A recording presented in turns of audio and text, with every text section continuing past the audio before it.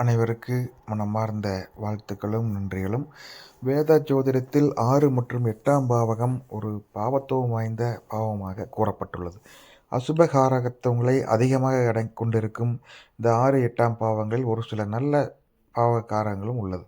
எந்த ஒரு ஜாதகத்திலும் 8ஆம் பாவம் முழு பாவத்துவம் அடைந்துவிடக்கூடாது.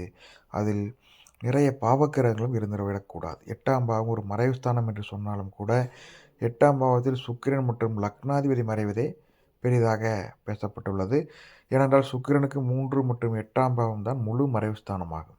அதேபோல் எந்த ஒரு ஜாதகத்திலும் லக்னாதிபதி மறையக்கூடாது.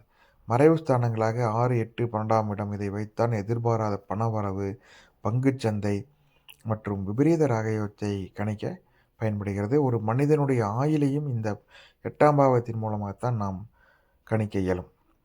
8ஆம் பாவம் இல்லாமல் அதிர்ஷ்டம் கிடைக்காது. அனைத்து பாவங்களுக்கும் 8ஆம் பாவத்தின் சப்போர்ட் கண்டிப்பாக வேண்டும். அசையா சொத்துக்களை இந்த 8ஆம் பாவம் கொண்டு தான் நாம் சொல்ல முடியும். 8ஆம் பாவத்தில் அதிக சுபர்கள் தொடர்பு கொண்டால் பெரிய புகழை அடைவார்கள். அது சூரியன் சம்பந்தப்படும் பொழுதுதான் அரசாங்கத்தில் பதவி பட்டம் கிடைக்கிறது.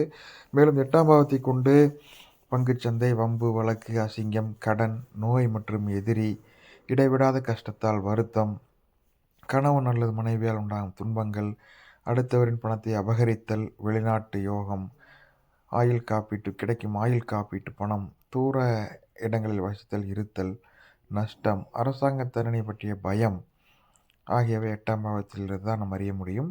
இந்த 8ஆம் பாவத்தில் லக்னாதிபதி அமரும்போது, லக்னத்தில் ஆட்சியாகக்கூடிய லக்னாதிபதி அமரும் பொழுது நல்ல சுபபலத்துடன் இருந்தால் வலுவான ஆயுள் உள்ளவனாக இருப்பான். மறைவு ஸ்தானத்தில் லக்னாதிபதி நின்றால் ஆயுள் பலமாக இருக்குமா என்ற சந்தேகம் அனைவருக்கும் இருக்கும். அவ்வாறு பயப்பட வேண்டியது இல்லை. 8ஆம் இடத்தில் சுபபலமாக இருந்தால் நல்ல ஆயுள் பலமும், அசுப பலமாக இருந்தால் சற்று சிரமத்துடன் கூடிய உடல் ரீதியான தொல்லைகள் அல்லது பொருளாதார ரீதியான கஷ்டங்களுடன் நீண்ட ஆயுளுடன் இருப்பார்.